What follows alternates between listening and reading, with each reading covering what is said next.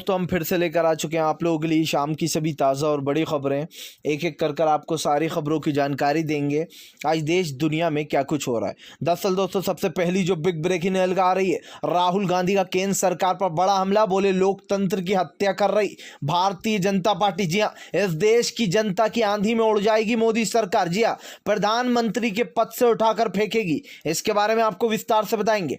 वहीं पर दोस्तों अगली बिग ब्रेकिंग में हम आपको बताएंगे संजय सिंह का बड़ा ऐलान, बोले फिलहाल दंगेबाज है ये भारतीय जनता पार्टी। जी हाँ, अमित शाह सबसे बड़ा दंगेबाज है। इसके बारे में आपको विस्तार से बताएंगे।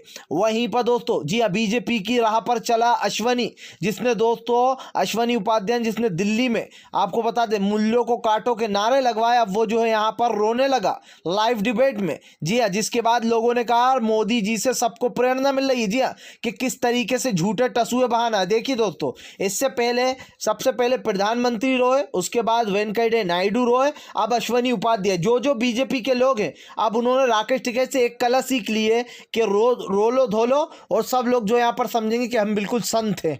इसके बारे में भी बताएंगे। वहीं पर दोस्तों अगली बिग ब्रेकिंग में हम आपको बताएंगे योगी आदित्यनाथ को बड़ा झटका, कोर्ट का बड़ा फैसला। जो योगी के ऊपर केस लगे हुए थे, क्रिमिनल केस, उनके ऊपर फिर से जांच होगी। कोर्ट का सीधा आदेश कि फिलहाल सत्ता में आने का मतलब ये नहीं है कि केसों को बंद कर दिया जाए, इन पर जांच होगी, उसके बाद ही कुछ फैसला लिया जाएगा। इसके बारे में भी आपको विस्तार से बताएंगे। वहीं पर दोस्तों अगली बिग ब्रेकिंग में हम आपको बताएंगे कानपुर में दोस्तों बढ़ती जा रही है गुंडागर्दी।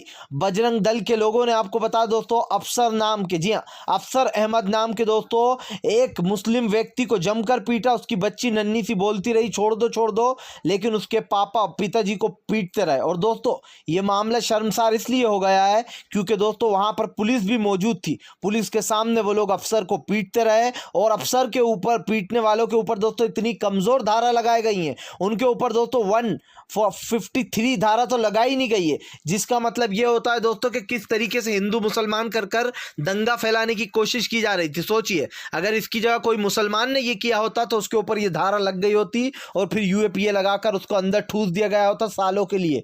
इसके बारे में भी आपको विस्तार से बताएंगे। तो वहीं पर दोस्तों अगली बिग ब्रेकिंग में हम आपको बताएंगे गौरव भाटिया को दोस्तों, जी हाँ, रागिनी नायक कांग्रेस की प्रवक्ता ने धो डाला। बताया कि कैसे संसद की गरिमा को पहले मोदी जी ने ही जो है यहाँ पर नोट लहराए थे दोस्तों। जी हाँ, कैश, आपको बताया दोस्तों कैश वोटिंग मामले में नोट लहराए गए थे। इसके बारे में भी आपको विस्तार से बताएंगे। वहीं पर दोस्तों अगली बिग ब्रेकिंग में हम आपको बताएंगे, जी दरअसल दोस्तों आपको बता दें बीजेपी एमएलए नंद किशोर ने उड़ाई दोस्तों ट्रैफिक रूल्स की धज्जियां। ना सीट बेल्ट, ना ही जो है दोस्तों कोई रूल्स फॉलो। छत पर गाड़ी की, चलती गाड़ी की छत पर दोस्तों लड़कों ने चढ़ चढ़कर जो है यहाँ पर एमएलए साहब की गरिमा को बढ़ाया। और आपको बता दें पुलिस भी गाड़ियों के पीछे लगी थी, और यहां तक कि गाड़ी में दोस्तों पुलिस वाला सायरन भी यूज किया गया। सोचिए, जबकि पुलिस वाला जो सायरन होता है उसको यूज नहीं किया जा सकता आम लोगों की उसमें गाड़ियों में, ना ही जनाब सीट बेल्ट लगाए हुए थे। बताएंगे कैसे जो है यहां पर नशा चढ़ता जा रहा है बीजेपी वालों को सत्ता का, इस सब के बारे में आपको बताएंगे। तो सारी खबरें एक एक कर देंगे। फिलहाल चलिए बढ़ते हैं सबसे पहली और सबसे बड़ी खबर की ओर। दरअसल दोस्तों आपको बता दें राहुल गांधी का केंद्र सरकार पर बड़ा हमला, बोले फिलहाल प्रधानमंत्री नरेंद्र मोदी के ऊपर सत्ता का नशा चढ़ गया, और जब सत्ता का नशा चढ़ जाता है तो इस देश की जनता की आंधी में प्रधानमंत्री भी उड़ जाएंगे। राहुल गांधी ने कहा कि संसद का अपमान किया है प्रधानमंत्री ने। जी हाँ, संसद को मंदिर बोला जाता है, और वहां पर भी हमारे प्यारे नरेंद्र मोदी जी के पास कोई सवाल का जवाब नहीं था। न पेगासस के मुद्दे पर बात करना चाहते थे, न इस देश के किसान पर। इस देश का किसान मर रहा है, 500 से ज़्यादा किसानों की शहादत जा चुकी है, लेकिन नरेंद्र मोदी का काला कानून उनके लिए पत्थर की लकीर बन चुका है। राहुल गांधी ने कहा कि इस देश की जनता की आंधी में प्रधानमंत्री उड़ा ले जाएगी और उनको प्रधानमंत्री पद से उठाकर बाहर फेंकेगी। राहुल गांधी का कहना है कि जब सत्ता का नशा सर पर चढ़ जाए तो इस सत्ता का नशा उतारना भी जनता ही जानती है। राहुल गांधी ने कहा है कि हम कुछ नहीं बोलेंगे, लेकिन हम सच की आवाज़ उठाते रहेंगे। राहुल गांधी ने कहा हमें नहीं पता कल क्या होने वाला है, 2024 में क्या होगा। लेकिन हमें इतना ज़रूर पता है कि इस देश की जनता सच्चाई देख रही है और किस तरीके से प्रधानमंत्री को इस पद से उठाकर फेंकना है ये देश की जनता अच्छे से जानती है। आज हमें आम जनता को और आपको एकजुट होने की ज़रूरत है। आज जिस तरीके से लगातार तानाशाही वाला रवैया चल रहा है, संसद में लोगों को मार्शल बुलवाकर पिटवाया जा रहा है, भाजपा के गुंडों को मार्शल बनाया जा रहा है और वो आकर सदन के लोगों को पीट रहे हैं, इससे ज़्यादा गरिमा को और क्या ठेस पहुँचेगी। फिलहाल खैर चलिए हम बढ़ते हैं दोस्तों एक और अगली बिग ब्रेकिंग की तरफ। बता दोस्तों अगली जो बड़ी खबर निकल कर आ रही है, किसानों को बर्बाद करने के लिए भाजपा कितने ही प्लान बना ले सब फेल होंगे। किसान नेता राकेश टिकैत का बड़ा ऐलान। दरअसल दोस्तों आपको बता दें, भाजपा अब जो है यहाँ पर किसानों से निपटने के लिए गाँव में चौपाल लगाने वाली है। राकेश टिकैत ने कहा कि गाँव में चौपाल लगाना तो दूर, ये गाँव में खड़े भी नहीं हो पाएंगे। जी हाँ, गाँव में खड़े भी नहीं होंगे, गाँव के लोग इनको दौड़ा दौड़ा कर भगाएंगे। दरअसल दोस्तों आपको बता दें, भाजपा ने किसानों से निपटने के लिए एक नया प्लान तैयार किया, जो कि मैंने आपको बीते दिन बताया था कि किसानों से निपटने के लिए अब भाजपा भी जगह जगह चौपाल लगाएगी। लेकिन दोस्तों उसमें किसान नकली होंगे या असली? अब आप सोचेंगे कि मैं ऐसा क्यों बोल रहा हूं, क्योंकि अभी कुछ दिन पहले भाजपा ने 11,000 किसान बनाए थे, वो सब के सब फर्जी निकले और उन किसानों को पैसा दिया गया था। वो किसान नहीं बल्कि दोस्तों भाजपा के ही कार्यकर्ता थे जिनको किसान बनाकर बताया गया था। आपको बता दूं दोस्तों, इस वक्त संसद में हंगामा है, सड़कों पर किसान है, बेरोजगारी चरम सीमा पर है, पेट्रोल डीजल के बढ़ते दामों को लेकर कांग्रेस भी सड़कों पर है। तो फिर आज जब पूरे देश की जनता सड़कों पर है, आज कांग्रेस सड़कों पर है, तो फिर मैं ये पूछना चाहता हूं कि इस देश का प्रधानमंत्री क्या भांग खाकर सो गया? क्या इस देश के प्रधानमंत्री को दिखाई नहीं दे रहा कि आज देश की क्या हालत हो चुकी है? क्या इस देश का प्रधानमंत्री सत्ता के नशे में इतना चूर हो गया कि उसको किसानों की मजबूरी, आम आदमी की मजबूरी, पेट्रोल डीजल के बढ़ते दाम, जाती हुई नौकरियां, बेरोजगारी नहीं दिखाई दे रही है? हमारे प्रधानमंत्री को तो भजिए तलने वाला भी जॉब नजर आती है। जी हाँ, इनको लगता है कि जब से ये पैदा हुए हैं, जब से सत्ता में आए, तब से ही लोग भजिए और चाय बेच रहे हैं और ये श्रेय भी प्रधानमंत्री ने अपने लिए ले लिया। इनका मानना है कि भजिए बनाने वाला, भजिए तलने वाला और चाय बेचने वाली एक नौकरी है। वाह भैया प्रधानमंत्री, तो फिर इतने सालों से जो ठेले लगा रहे हैं, इस हिसाब से तो वो भी रोजगार हुआ, इस हिसाब से तो वो सरकारी नौकरी होना चाहिए। फिलहाल खैर चलिए हम बढ़ते हैं दोस्तों एक और अगली बिग ब्रेकिंग की तरफ। बता दोस्तों अगली जो बड़ी खबर निकल कर आ रही, संजय सिंह का मोदी सर का अमित शाह पर बड़ा हमला। बोले फिलहाल अमित शाह जब से गुजरात में, तब से ही दंगे फैलाने में ये इंसान माहिर है। दरअसल दोस्तों संजय सिंह ने जो यहाँ पर अमित शाह को घेरते हुए कहा कि फिलहाल ये एक नंबर का दंगेबाज है। इस तड़ी पार को इसीलिए तड़ी पार किया गया था क्योंकि ये दंगे फैलाता है। भारतीय जनता पार्टी के गुजरात के ये दो ऐसे नामचीन गुंडे हैं जिन्होंने संसद को तार तार कर दिया। संजय सिंह का कहना है इन दोनों का नाम गुजराती दंगों में भी था। ये दोनों हमेशा से लोगों की फोन टेपिंग कराते हैं और फोन टेपिंग कराकर दंगे फैलवाते हैं। आपको बता दो तो संजय सिंह ने मोदी और शाह को दोनों को दंगेबाज बता दिया। उनका कहना है कि ये दोनों गुजरात से ही दंगेबाजी कर रहे हैं। एक को तड़ीपार कर दिया गया था, दूसरे के ऊपर गुजरात के दंगों का आरोप लगा था।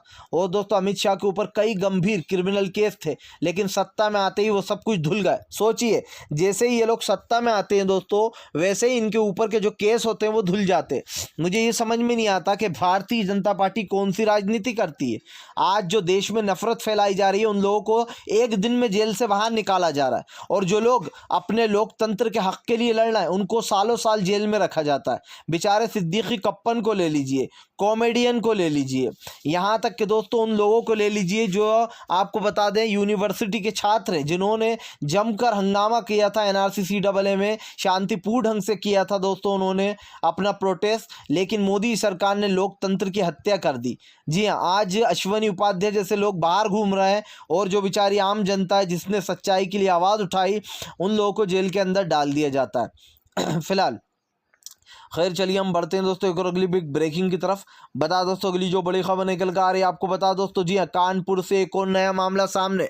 मुस्लिम व्यक्ति को पीटा गया, जय श्री राम के नारे लगवाए गए, बच्ची कहती रही पापा को छोड़ दो, लेकिन दोस्तों मासूम बच्ची के सामने भी इन दरिंदों को तरस नहीं आया। जी हाँ दोस्तों, दरअसल दोस्तों आपको बता दें, बजरंग दल के कुछ लोगों ने अहमद, जी हाँ दोस्तों आपको बता दें, अहमद नाम के इस व्यक्ति की जमकर पिटाई की, अफसर अहमद की। और अफसर अहमद को दोस्तों आपको बता दें पीटा गया। उसकी छोटी बच्ची बोलती रही कि पापा को छोड़ दो, लेकिन दोस्तों वो लोग पीटते रहे। और दोस्तों शर्म करने वाली बात यह है कि ये सब कुछ कानपुर की पुलिस के सामने हुआ। यानी कि दोस्तों उत्तर प्रदेश का मामला है, योगी आदित्यनाथ के गढ़ का मामला है। अब क्या बोलेंगे योगी, ये भी झूठे नारे लगवाए जा रहे हैं, ये भी बुजुर्ग की तरह झूठा मामला है। जी हाँ, योगी भले ही दोस्तों कुछ भी कह दे, लेकिन जो सामने है वो दिखाई दे रहा है। दोस्तों बजरंग दल वालों को किसने इतनी हिम्मत दी कि वो लोग सरेआम सड़कों पर उतरकर गुंडागर्दी कर रहे हैं। इससे पहले दोस्तों एक लड़की ने शादी की थी, उसकी शादी हो चुकी थी, बस उसको नामकरण कराना था। उस लड़की को इन लोगों ने, पुलिस वालों के सामने बजरंग दल वालों ने उसको धक्का मुक्की की उसके साथ और कहा तू लव जिहाद कर रही है। सोचिए दोस्तों, आप एक लड़की की इज्जत नहीं कर सकते, आप सरेआम मुसलमानों को सड़कों पर पीट रहा हो। और ये दोस्तों बेसिकली ये लोग पीटते कैसे हैं कि इनको कोई अकेला मिल गया उसको घेर लेते हैं, क्योंकि ये मर्द तो हो नहीं सकते दोस्तों। एक अकेले व्यक्ति को जब ये लोग इतने सारे झूम कर मारते हैं तो ये कानून की गरिमा को तो ठेस पहुंचाते ही हैं, लेकिन ये खुद की मर्दानगी को भी झलकाते हैं कि हम सबसे बड़े नामर्द हैं, देखो हम सब लोग झुंड बनाकर एक अकेले मजलूम इंसान को मार रहा है। जी हाँ, और इसको नामर्द ही बोला जा सकता है। आपको बता दें दोस्तों कानपुर में ये मामला हुआ था, और सबसे शर्म की बात यह कि पुलिस के सामने जो है यहाँ पर अफसर अहमद को पीटा गया। बताया जा रहा है कि रंजिश का मामला है, दो गुटों ने एक दूसरे के खिलाफ दोस्तों आपको बता दें एफआईआर दर्ज कराई थी, जहां पर इन दोनों गुटों की जो पहले से ही एफआईआर दर्ज थी, लेकिन इस बजरंग दल के लोगों ने एक बस्ती में जाकर जमकर हंगामा काटा। उसके बाद वहां से एक व्यक्ति को पकड़ लाया, छोटी बच्ची भी साथ में थी, और वहीं से आते आते एक व्यक्ति को पकड़ लिया दोस्तों जब वो अकेला था, और उसको पीटते पीटते लाए। जिसके बाद दोस्तों कानपुर पुलिस ने यह मामला दर्ज किया, लेकिन धाराएं इतनी कमजोर लगाई हैं दोस्तों, सिर्फ बहुत कम धारा जिसमें आराम से आदमी छूट जाए, जबकि दोस्तों इस पर धारा लगना थी, जी हाँ आपको बता दें दोस्तों, धारा 153 की। क्योंकि दोस्तों धारा 153 मतलब 1 में यह बताया जाता है कि फिलहाल इसमें दंगे भड़काने की कोशिश की गई है एक समुदाय द्वारा, और हिंदू मुसलमान फैलाया गया है। कायदे से दोस्तों इन बजरंग दल के लोगों के ऊपर यह धारा लगना थी, लेकिन हमेशा की तरह दोस्तों आपको बता दें कानपुर की पुलिस ने कोई धारा नहीं लगाई। इससे साफ पता चलता है कि फिलहाल किस तरीके की राजनीति हो रही है, मुसलमानों को टारगेट किया जा रहा है, मुसलमानों को पीटकर उनसे जय श्री राम के नारे लगवाए जा रहे हैं, और योगी आदित्यनाथ कह देते हैं कि ये तो सच ही नहीं है। लेकिन अब इस मामले को कैसे झुटलाएगी यूपी की योगी सरकार? ये पहला मामला नहीं, ऐसे हजार मामले ऐसे जो मैं आपको गिनवा सकता हूँ फिलहाल। खैर चलिए हम बढ़ते हैं दोस्तों एक और अगली बिग ब्रेकिंग की तरफ। बता दोस्तों अगली जो बड़ी खबर निकल कर आ रही है, आपको बता दें मुकेश साहनी ने खोला भारतीय जनता पार्टी के खिलाफ मोर्चा। जी हाँ, आपस में ही भिड़े दोस्तों। दरअसल दोस्तों मुकेश साहनी इन दिनों जो यहाँ पर उत्तर प्रदेश में चुनाव लड़ने जा रहा है, उनका कहना है कि वो 148 सीटों पर लड़ेंगे और जीतेंगे भी। जिसके बाद दोस्तों एनडीए के नेता और बीजेपी के नेताओं ने मुकेश साहनी को घेरना शुरू कर दिया। उनका कहना है कि अभी तुम्हारी छोटी पार्टी है, पहले पार्टी पर ध्यान ले लो, मैं 4 सांसद जीते हुए हैं तुम्हारे विधायक, ऐसे में बड़ा कदम मत उठाओ। जी हाँ दोस्तों, आपको बता दें मुकेश साहनी के खिलाफ बीजेपी वाले अब जमकर जहर उगल रहे हैं। यही कारण है जो मुकेश साहनी कहीं ना कहीं दोस्तों ट्रोल होते हुए नजर आ रहा है। लेकिन दोस्तों सोचिए, ये वही मुकेश साहनी है जो भारतीय जनता पार्टी को दिन रात उठते बैठते कोसता था और कहता था कि मैं कभी भी बीजेपी के साथ नहीं जा सकता। आज उसी मुकेश साहनी ने अपना ईमान बेचकर एनडीए और बीजेपी की डबल इंजन सरकार के साथ मिल गए अपने 4 विधायक ले जाकर।